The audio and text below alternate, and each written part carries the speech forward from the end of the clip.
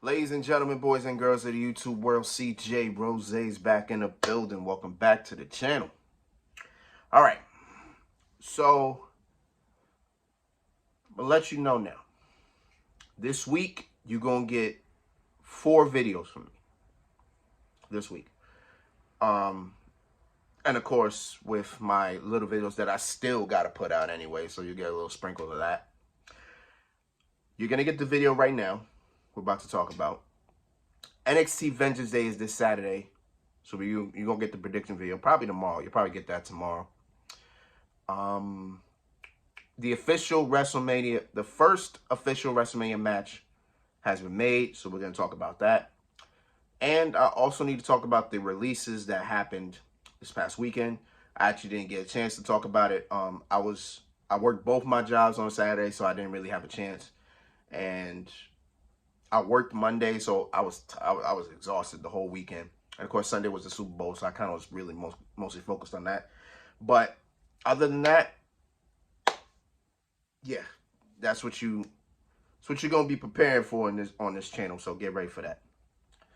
But today, right now, we're about to talk about what happened on NXT. Something happened on NXT. It was the last NXT before Vengeance Day, as I mentioned. And, we now got a fatal 4-way for the women's title. Corey J's been added. A-Town Down Under laid out Obafemi, which means, Obafemi is retaining. That's pretty much what that means. Trick Williams will take on Eddie Thorpe in a strap match. Javon Evans versus Ethan Page is officially confirmed. Fraxian will defend the tag team championships this weekend against Josh Briggs and his partner, who I forgot his name. Tony D'Angelo retained the North American Championship.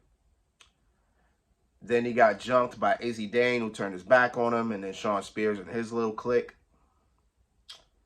Corey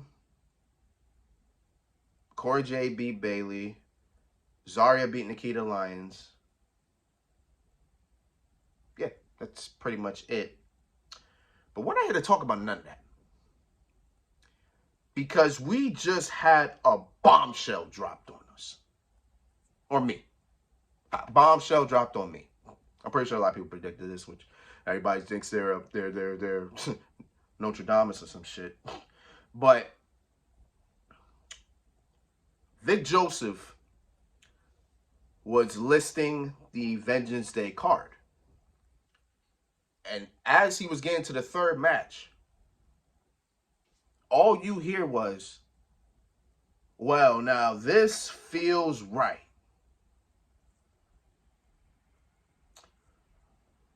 I tried to recognize the voice, but it was hard. It was hard to recognize the voice. I know who that was at first. I'm like, who is that? It's not like a generic white guy. I ain't gonna it kind of sounds like a generic white guy. I ain't gonna hold you. But then he said it again. I was like, I know that voice. Then, spotlight was on him. Crowd was standing up. Still couldn't tell. But as the camera was getting closer, I just realized this moment was absolute. Because who was I looking at? Who was talking in NXT? None other than Ricky Starks. Ricky Starks was in NXT. And you want to know something? The whole show don't matter. I'm being honest. The whole NXT show, the whole show tonight didn't matter. Because those 2 minutes, that was the show. 100%.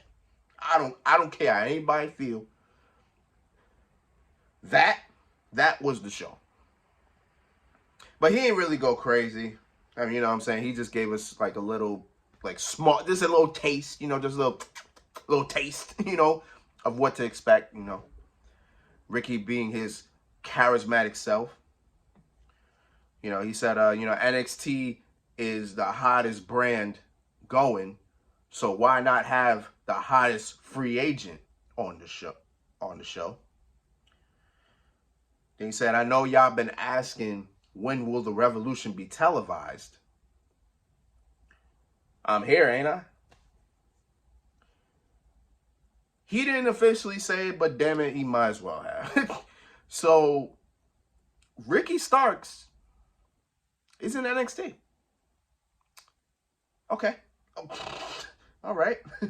Okay. Okay. All right. All right. Okay. You know, I find it funny. It was weeks ago. I think it was last month in January. There was a report that came out that said Ricky Starks said, you know, he denies the AEW departure. He denies being unhappy. He denies all that, right?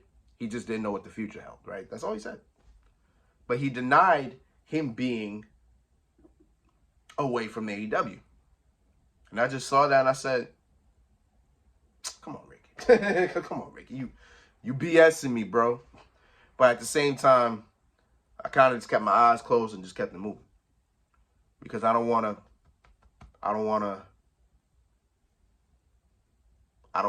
you know, put myself in a mindset where it's like, oh, he's coming. I mean, it could eventually happen, but, you know, regardless, I was going to say, you know, cool. And then, there he was, tonight, out of nowhere, surprised the world. I'm assuming. Because as I watch NXT, I wasn't online or whatever, so I don't know what happened. Shocked the hell out of me. My goosebumps were popping. My veins were flowing. The juices were flowing. The adrenaline was pumping. Everything was there. I was hyped. Because Ricky Starks is one of my favorites in AEW, 100%. I wish that man became world champion. Not gonna lie to you. But, you know, it is what it is. So now, two questions. Two questions for Ricky Starks. When will he debut? And what will his name be? Because I don't believe he's going to be named Ricky Starks. I feel like he won't. I don't know. Because he was out there, but he never said his name. Like, you know how somebody will make a promo and then they'll say, I'm here, or insert name here is in NXT, you know, things like that, right? He didn't say his name. So I'm curious if he'll keep the Ricky Starks name. It sounds like he'll keep the nickname Absolute. That seems like that would be here. Because I don't think, I'm not sure if Tony Khan trademarked that or whatever. If he didn't, then I guess he'll still be Absolute. Will he be Ricky Starks? I don't know. Because he said himself, you know who I am. Yeah, we know who you are, 100%.